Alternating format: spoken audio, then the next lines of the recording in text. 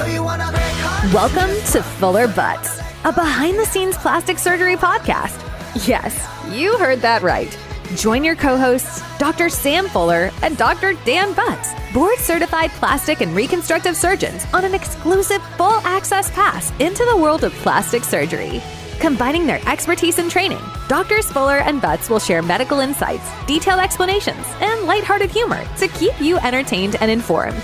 We're certain you'll become passionate about the plastic surgery specialty, and between debunking myths, uncovering truths, or just making you laugh out loud at their perspective on this creative and artistic field, we've got something for everyone. From tummy tucks to Botox and mommy makeovers to surgery do-overs, the Fuller Butz Podcast will surely satisfy your podcast fix.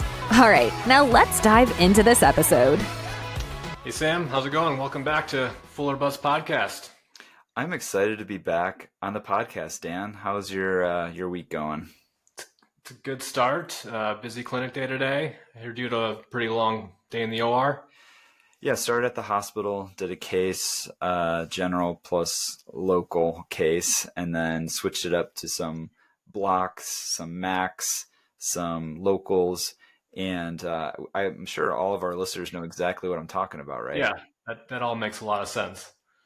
Well, good thing. Wait. Big question though. Did you step on any spiders on the way to the hospital? I didn't. Bad omens? I had positive vibes, green grass, no black birds flew past me, no fighting with my family members. So I felt like I can proceed with surgery very efficiently. So what are we talking about today? What is all this? If we haven't lost our listeners yet, we're going to fill you in. So we are talking about anesthesia, which is paramount for plastic surgery, whether you're doing a procedure in the office, which requires local or even topical, or whether you're doing a 6-hour mommy makeover. We are utilizing the full gamut of anesthesia, which is a frequently scary, anxiety-provoking field or topic, isn't it, Dan? Yeah, I think, so many patients come in and it's like a rate limiting step for them. Like they're want to have the surgery, but they are scared of going under general anesthesia. A lot of times it's the first time they'll be doing that.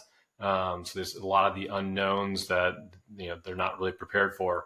And I think the purpose of this is really to explain what we've been talking about the last several weeks of using these different types of anesthesia, what the options are, safety concerns, how to make sure we're doing it safely, and running through the full kind of and some historical fun facts about it as well.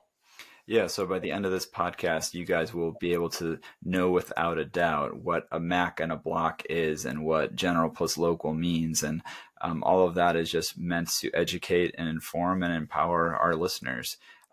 So should we talk about the black omens and the... Yeah, maybe that might add some context. So during our heavy duty research on the Megan Fox episode, she discussed not only her plastic surgery procedures, but also the anesthesia that was provided during these procedures. And she mentioned that anesthesia was a big, scary thing for her. And so what were some of the things that she asked her anesthesiologists about prior to surgery? She asked if there was any bad omens, like stepping on spiders or having fights with loved ones, anything that could kind of bring bad, juju into the OR and affect her experience.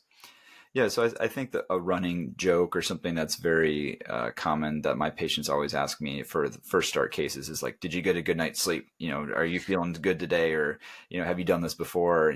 All these things that, kind of just break up the tension in the air. But I've never been asked if I stepped on a spider or if I got into a fight with my wife the night before. Have you been asked any weird things prior to surgery like that? No, how I often say, how are you feeling? Like, great. How'd you sleep last night? And that's a very common one, but nothing really beyond that. Yeah. And so I usually tell patients just how safe anesthesia is during the consultations and even before surgery, as far as it just being a gateway to allowing you to have a safe, pain-free, process of surgery, at least during the procedure, and then hopefully to have a smooth transition in the post-recovery phase. But that was not always the case historically with surgeries. Dan, I remember I was telling you last week in preparation for this episode how I came across a really good audiobook or actual book called The Butchering Art by an author, last name Fitzharris, who just did a phenomenal job in retelling the basis of general surgery as well as the presence of anesthesia and its early development in the 1840s. Yeah, it's pretty wild to think that they have been doing surgery since, back in the Egyptian era with just nothing. People just, really struggling through biting a bullet, stick, whatever it might be. And it wasn't until just the 1840s that, anesthesia came to be and allowed patients to be comfortable and do certain, bigger surgeries much safer and more comfortably. And it's, fast forward, 120, 40 years. A lot has changed, a lot more advances in the safety component of it to really allow us to do some pretty incredible stuff. Yeah, and during our training, we learned about the early days of plastic surgery, where they would, as Dan mentioned, the Egyptian period, where they would, from a nose mutilation, they would actually take forehead skin and cut it off and rotate it down to reconstruct the nose. And we're like, oh yeah, we do that. It's called the forehead flap, but we didn't do that without anesthesia, and we certainly didn't do that without our current modern day techniques and suturing and stuff. So just thinking about how that was done 3,000 years ago and patients lived to tell a tale, and even 150 years ago, as Dan said, there were leg amputations and procedures done with minimal to no anesthesia. So we've come a long way, and it's only getting better and it's only getting safer. And so we thought that this would be a good break in the plastic surgery mold to talk about what we are needing and requiring and offering to our patients for our multitude of different procedures, which is anesthesia-based surgery. Yeah, absolutely. So let's kind of break it down from the very least amount of anesthesia to then obviously more general anesthesia. Topical. What is topical anesthesia? When you think about that, where would you use that? Yeah, topical is a great option for office procedures that don't require any additional anesthesia or surgery. So that typically is a gel-based or something that's liquid-based that's applied directly into the site. And so I'll do this for lip fillers. And so it's a combination of different anesthetics that works pretty quickly. I jokingly tell my patients, like, don't lick it, don't let it get in your mouth, because their tongue gets numb and then they're feeling like they're drooling. And so it works well. It doesn't, completely eliminate all pain, but it's something that works from the source. It's requiring the cells and the skin layer to absorb this drug, the medication, the anesthetic, and it's working locally on that. And so labiaplasties, fillers, what are some other areas where you would use topical? Anything else? I often use it as like a starter before I use my injectable. Like, I don't do any lip fillers or, simply topical only. But our nurses use it all the time for lips or lasers to kind of help get a good base and make it a little bit more comfortable. But yeah, if I'm just in the office, I frequently put a little layer of that on first and then let that sit for a few minutes before we do the injection. Again, I was just trying to even make that needle point burn a lot more comfortable for them. Yeah, and the anesthetic burn or the stinging is just based on its acidity, so it's pH. And so that's, we're injecting the medicine, and usually I say, it feels like a bee sting, and it'll go away very quickly. And that's getting into the local anesthetic that's actually injected below the skin into the surgical site with a very small hypodermic needle. Dan, what are some thoughts on that? Now we've talked about topicals. Now we're going into IVs or needle-based local anesthetic. What are good options for when you use local only? Yeah, typically for smaller, office-based procedures, I wouldn't use this. I'll use it in combination. We'll talk about that later with general. But again, for labiaplasties, for little mole excisions, sometimes we'll do tiny or mini tummy tucks in the office under mostly local or tumescence. And we use a combination of either lidocaine, marcaine, and often bupivacaine. Sorry, not bupivacaine. Bicarb to take away some of that burn. But it's the process of injecting it to get those nerves numb, and we try to do it as slowly as possible to make it as comfortable. I'm sure you're using it a lot in your hand surgery. You mentioned a number of blocks and things as well, which is a little bit more focused, correct?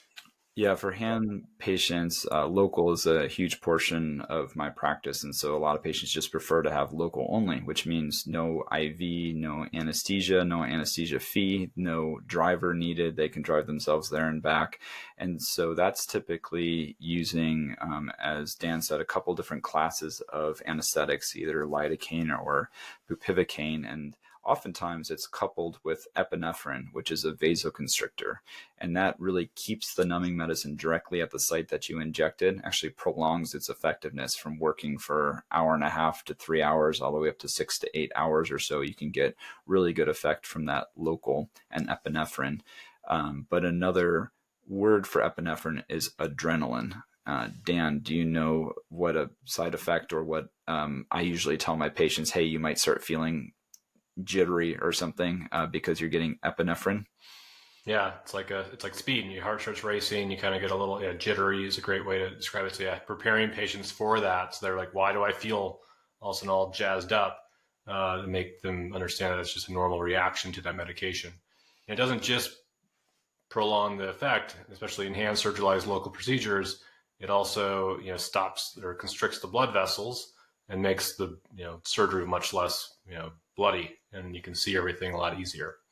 Yeah, so we do what's called Wallant surgery, or WALANT, which is wide awake, local anesthesia, no tourniquet. So we're really relying on the epinephrine to not only vasoconstrict for maximum numbing, but also to really make it a bloodless field so we can see what we're doing. And that's great. And then, as Dan said, bicarb is used to decrease the acidity, make it less of a burning sensation. And all of those are coupled into local numbing medicines that can be used on its own as a torn earlobe treatment that's just done in the office, for labiaplasty, for scar revision, all the way up to as an adjunct for more invasive anesthetics. Yeah, so moving on to general anesthesia, there's different types of it, correct? You probably use it. No, there's just one. No, I'm kidding. Yeah.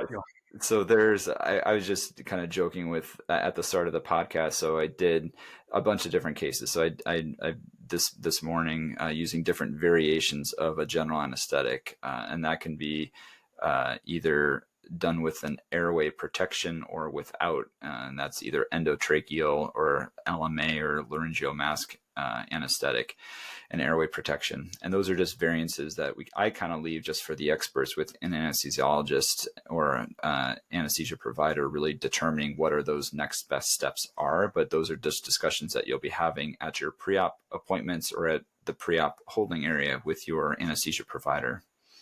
Yeah, so there's really, there's also monitored anesthesia care where there's no airway protection, correct? So you have an IV in, they're giving you different medications to make you sleepy at certain times, less sleepy at other times, help with the pain.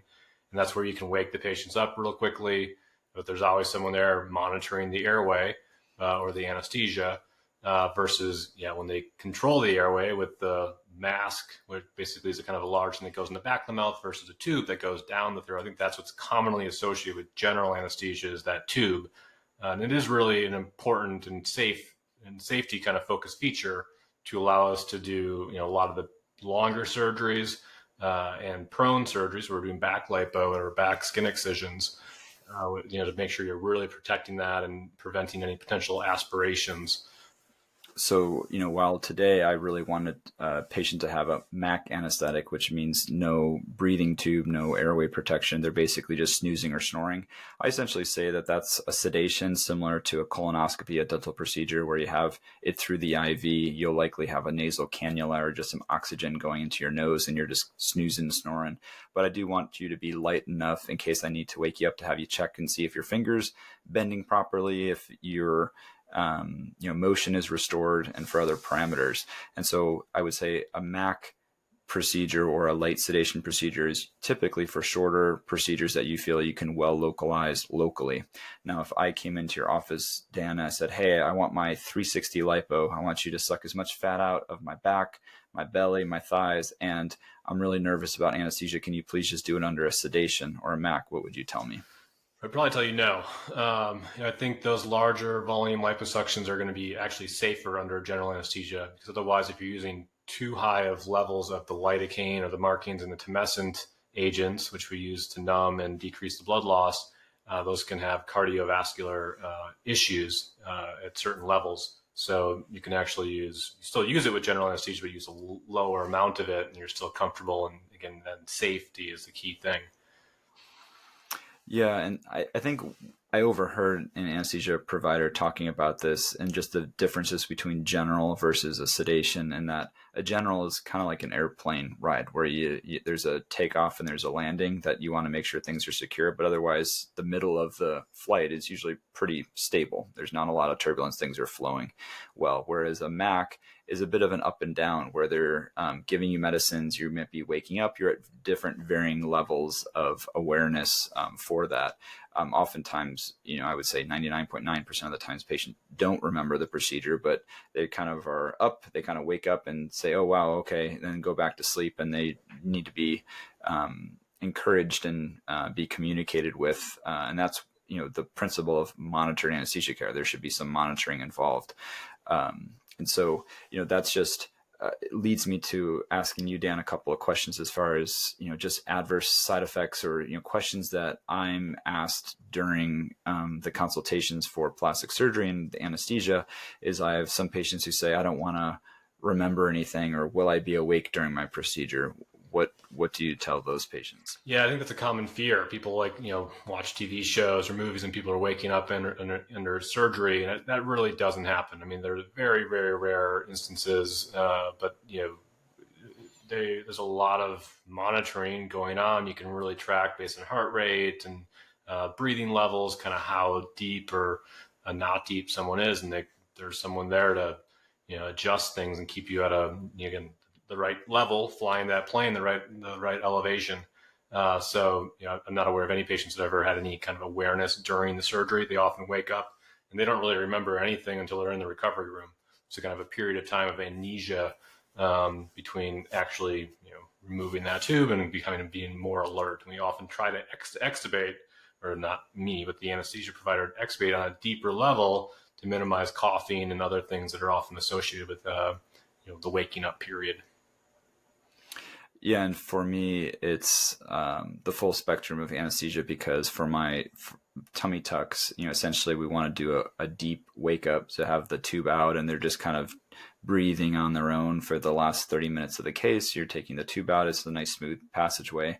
And then I'll have a 17-year-old male who broke his hand punching and getting to a fight, where I really don't want them to wake up until like the cast is fully on and set and things are good, and it needs to be like very abrupt at the end. So there's multiple different levels of anesthesia, and I'm just very impressed that the anesthesia care in today's modern healthcare system is wonderful, regardless of whether it's a 9-month-old with an extra finger that I'm treating and ligating and reconstructing, or if it's a 90-year-old who I did today with significant arthritis, where we did a block or a regional anesthetic, which is very helpful, and that's something that we've talked about as far as the spectrum of anesthesia.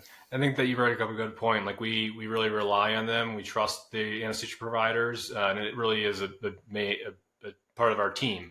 As much as surgeons often joke about anesthesia, I'm sure they joke about us as well. We always blame anesthesia for little things, but in the end of the day, we're all working together to keep that patient safe and get them, landed and in the smooth runway afterwards. So I think that's an important thing. Yeah, there's always these memes and jokes about anesthesia canceling cases and stuff, but they're canceling them for good reason, not because they don't like the person or the paperwork's not clear. It's because they have abnormal labs, or they have heart arrhythmias, or they've eaten something right before their breakfast or right before their surgery. And so these are indications to cancel a case, and surgeon can be upset because it's outside of their control, but ultimately anesthesia is keeping the patient safe, which is what everyone's overarching goal is. this might be a good time to transition into what some of those preoperative things are that patients can do to optimize. You talked about not eating food. I just had to cancel a case a couple of weeks ago for someone who drank a protein shake like 4 hours before surgery, which, the reason behind not having food in your stomach, this is the same reason why we have patients stop the skinny shot or semaglutide. We don't want to have any potential aspiration of gastric contents into the lungs and cause a pneumonia. So again, all this is safety based, but that's kind of one key thing. Normally say NPO for 8 hours for food. Again, if you're on the skinny shot, you need to stop, at least a week. I often say 2 weeks just to be extra safe. But what other things are you often telling patients kind of leading up to surgery to optimize or make sure that things go as smooth as possible? Yeah, I mean, we always talk about smoking cessation at least 6 weeks before, just to decrease anesthetic risks, but even more so just poor wound healing, blood clots, just complications associated with surgery. There's supplements that can have adverse reactions and interactions with surgical medications. And then, I smiled when you were talking about the nothing to eat or drink 8 hours before, because oftentimes if I have a full hand surgery day where I have like 10 cases, some patients show up early, they show up late. And so like everyone, there's nothing to eat or drink after midnight. So if you're coming into my surgery, don't be like, oh, I'm at 2:00. I can have a full omelet at 8 a.m. because by the time it rolls around this afternoon, it's very likely that we would be getting to your case even before that time. So everyone's nothing to eat or drink after midnight. And then, Dr. Butz, I have really bad blood pressure. My blood pressure is always high. You told me not to eat or drink anything the day of surgery. Should I take my medications? Yeah, typically you do want to take your blood pressure medications. I mean, you can get IV medications if you need to, but you don't want to show up for surgery and have a blood pressure through the roof in the pre-op area. We've had to cancel surgeries for that as well. So you want to, I send all my patients to get preoperative clearance. I used to kind of be more selective with it, but every once in a while someone would sneak through that didn't give us their full history and really should have gotten it. So now everyone gets one just to make sure we're not overlooking anything, see their doctor who knows them best, make sure that they can really optimize the medications. And we go through the common herbal supplements you want to stop. Some are good. I think there's a whole kind of newly developing field about preoperative nutritional optimization with extra protein, almost like carb loading for a marathon. And arnica, I think you use arnica for all your patients, right? Bromelain. Those are some medications that can help decrease bruising and swelling as well. So there's a lot of supplements that can help, but a lot that can thin the blood as well and increase risk of bruising and bleeding. Yeah, for sure. It's a moving project of trying to figure out what's best for the patient and optimizing nutrition, and everything should be evidence-based before we start having everybody take expensive supplements and so forth. But yeah, there's something to it. There's some patients who just fly and do great and have no issues with healing, and other patients who seem to struggle or slow down. And we're just trying to find that as surgeons, as doctors, and patients whose lives are in our hands. We're always trying to find that holy grail of that opportunity to make sure that we minimize risks and complications as much as we can. But Dan, what would you say are like the most common side effects from anesthetic? Like what should patients expect, in the most commonest of situations? And then what are some ways that we try to proactively diminish that or decrease the chances of that? Yeah, so common things patients often complain about is a sore throat. And that's something that's almost hard to prevent, especially if you're doing a 360 kind of liposuction case. Another one that's quite common is nausea and vomiting. So we throw a whole, we throw the kitchen sink at it. We use scopolamine patches. We put it on the night before. We give everyone Zofran. The anesthesia providers often give Zofran before, Decadron, a steroid, to help try to decrease all this. And certain anesthetic medications, I don't know all the details about that, but there's ones that are more likely to cause nausea, some that are not. So we try to just not even have the kind of not as good of stuff to use, and also limiting narcotics, right? So there's kind of a multimodal approach to pain control, try to decrease how many narcotics you get during surgery, after surgery, that can also decrease that nausea risk. Yeah. So just to reiterate, it's, a multimodal approach to having patients have a safe and enjoyable, surgical experience. So it starts even, it sounds like in Milwaukee the night before by placing the scopolamine patch. We do it in pre-op in the holding area 30 minutes before surgery, and that decreases nausea. The patients get quote unquote the plastic surgery cocktail, which is Zofran for nausea, which is Reglan for, calming the stomach, which is some steroids to help decrease postoperative nausea and vomiting associated with anesthetics. The medications that are being run during the procedure are typically the least likely agents to cause nausea and vomiting. And then even giving Tylenol or through the IV or orally can really serve as a pain reliever and anti-inflammatory. And then I would say right at the start of the case, right after the timeout, one of the first things we do for a general plastic surgery case is administer local anesthetic. And if we're injecting that right at the start of the case, allowing that to work, whether it's in the liposuction fluid, whether it's at the surgical site, patients aren't experiencing pain, and so the anesthesia team is not needing to administer pain meds during the procedure, and so they can really able to tolerate the procedure without a lot of narcotics on board, and that's also going to decrease not only post-op sickness but also constipation and things that you can imagine would not be very pleasant right after a tummy tuck. Yeah, constipation is another really common thing that we try to prepare patients for, try to get them on a regimen, kind of leading into it and continuing through. Because once it sets up, it's not easy to undo. What's another common one for you? Or not for you, but for patients in general, after general anesthesia? Those are probably the big three. I think overall, for me, it's fear. It's just the unknown. Like, I've never had anesthesia before of all different ages, walks of life. And that's just something, a big hurdle, just to understand what that is. And it's just meant to protect your airways, to have everything from your circulatory system to your brain, your lungs to be working while we're undergoing this procedure. And then it's, I've had, so-and-so who is nauseous or throwing up. And it's what we just talked about as far as reducing that. There can be some other, I would say even less common, itching, rashes, some sort of irritations that are medically related, or, contact dermatitis from glue. And so you're trying to just troubleshooting, well, is this a medication allergy, or is this just something because you've had prep on your skin? And so those are, common things that we're troubleshooting after surgery, but certainly not reasons to not go through a life transformation or a journey to get you, the goals and the confidence that you want back, in my opinion. Yeah. I think, for most patients, these little things are hiccups in the road, and typically we try to do a lot to prevent them.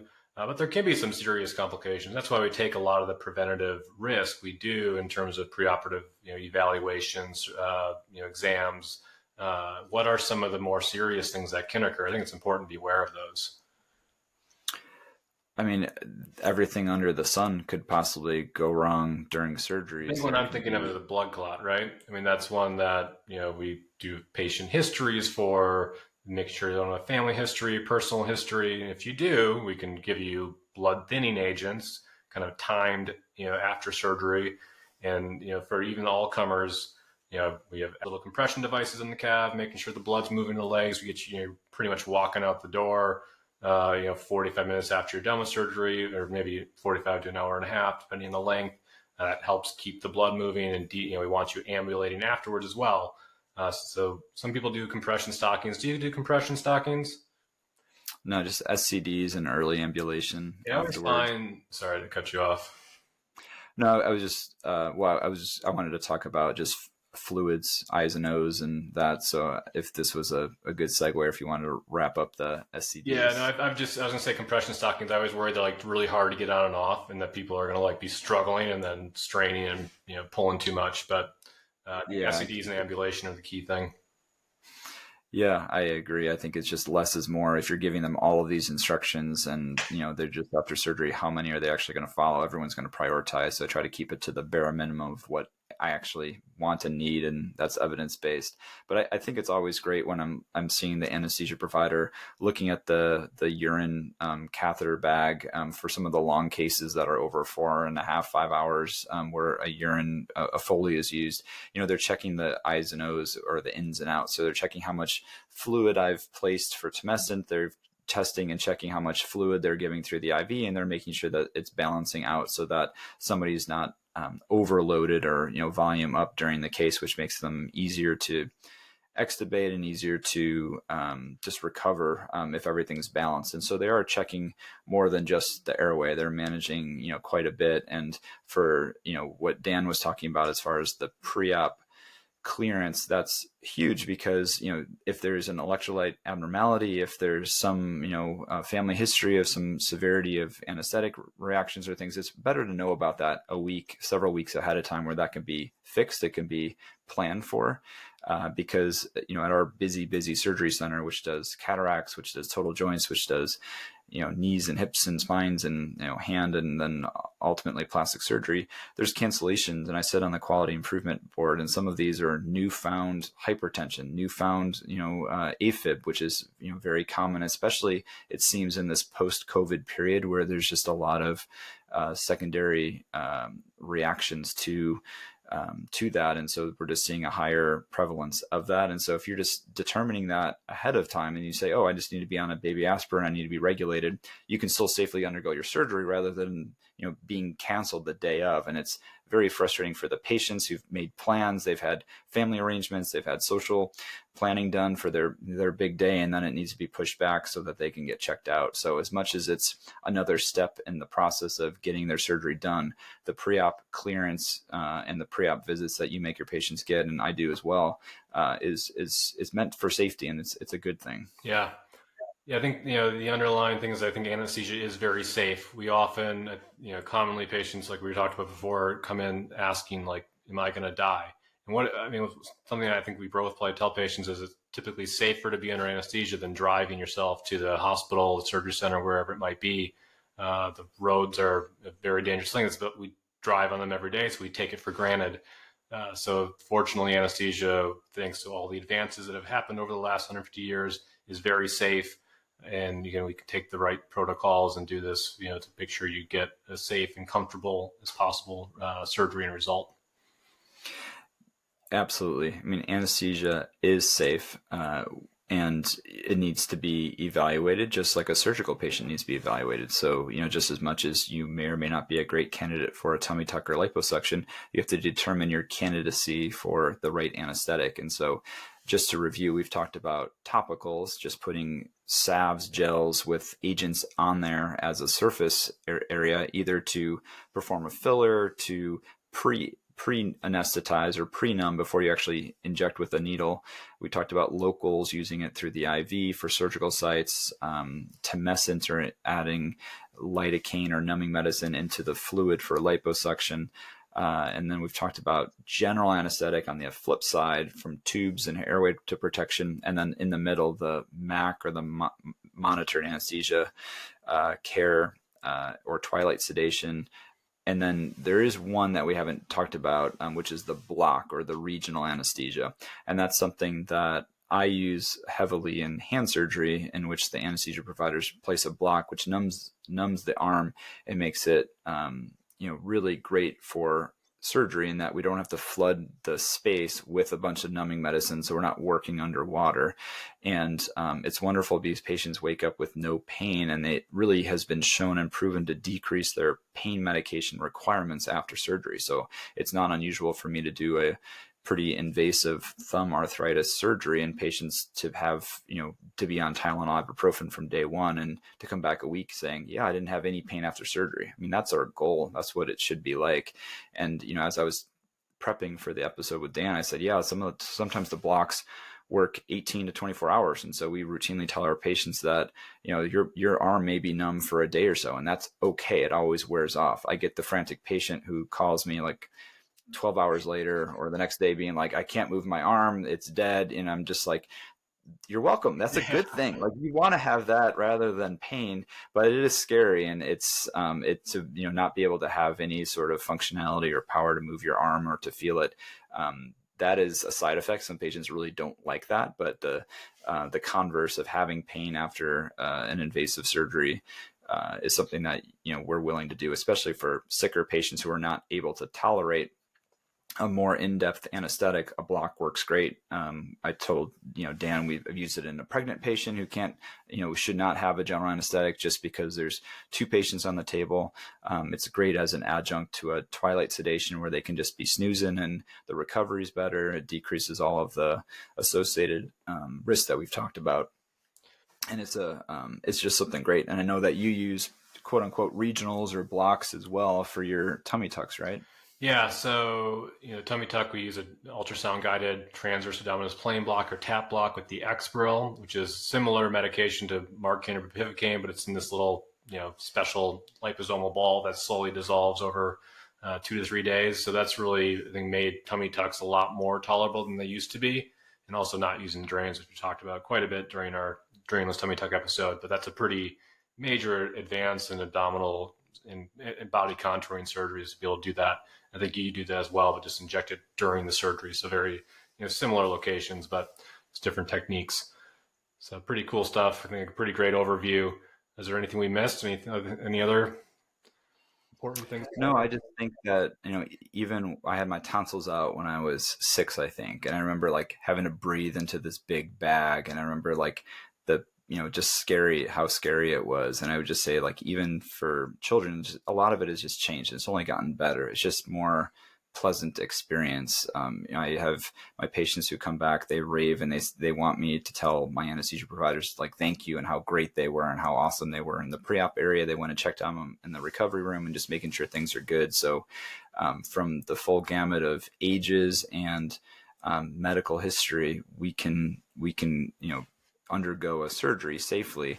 It is safer than driving your vehicle, and probably for my kids going to school these days. Like, there's some scary things going on in the world, and certainly you don't want to do surgery or perform anesthesia with reckless abandonment, but in the right hands with the right preoperative clearance, it's a home run, and it should be be seen with some anxiety. I think that's normal, but we're here to educate, inform, and at the end of the day, anesthesia is our teammate, and we are very happy to have them on board. Absolutely. I think that kind of wraps it up. We went a little long as usual here. Do we know what we're talking about next week? I thought we're going to have a Q&A or have our viewers. Yeah, they're going to give a suggestion. That's right. Yeah. So I think we'll leave it open to the viewers to pick a topic for us. So feel free to message us on Instagram, on Spotify, on any app that you're connected with and you're following us and subscribing. We appreciate the support, and we're here to educate within the realm of plastic surgery. Yes. Good chatting with you again, and we'll be back soon. Great job, Dan. See you later. Thanks so much for tuning into this week's episode of Fuller Butz, a behind-the-scenes plastic surgery podcast. Doctors Fuller and Butz are so appreciative of your time and attention. We invite you to subscribe, share, and continue to enjoy our plastic surgery perspective. Feel free to reach out on Instagram at either @SFullerSurgeryMD or @DanielButzMD. That's Butz with a Z, for comments, suggestions, and support. Remember, be artsy, stay scientific, and make life fun. We hope you'll join us again on the next episode of Fuller Butz.